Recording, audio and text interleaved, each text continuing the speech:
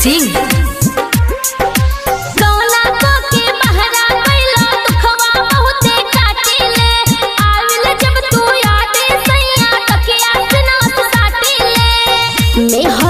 कबले छ नहीं बाय सैया जी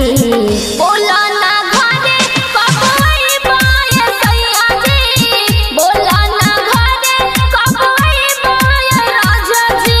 सोना को के बहरा कैला दुखवा बहुते काटिले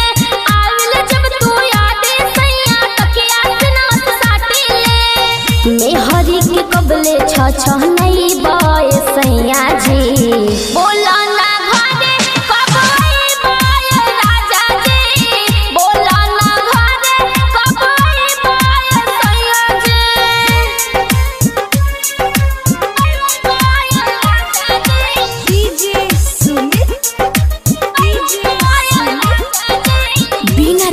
स्टूडियो मोतिहारी।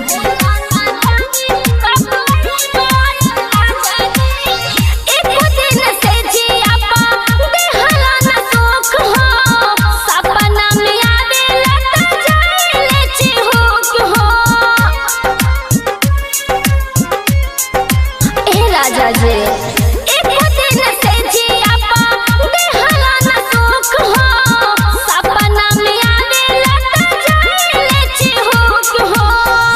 अकेले पिया हमके नींद नहीं आवेला कैसन बार मर्द सोची जुआ भीतर जरेला केतना तू हमके सतैबे राजा जी बोला ना घरे कब आइबे राजा जी बोला ना घरे कब आइबे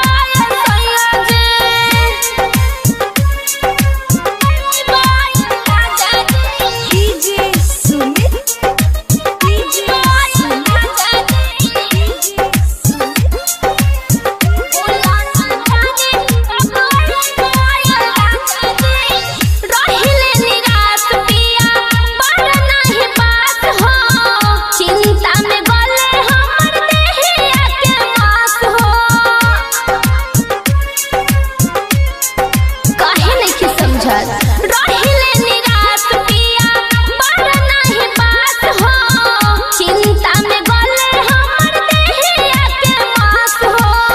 रहाई सैया मंटू मद होशी हो ताना रोजे मारे हमके बगल के पड़ोसी हो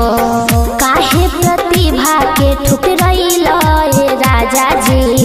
बोला ना घरे कब आइबे राजा जी बोला ना घरे कब आइबे सैया जी। बीना रिकॉर्डिंग स्टूडियो मोती।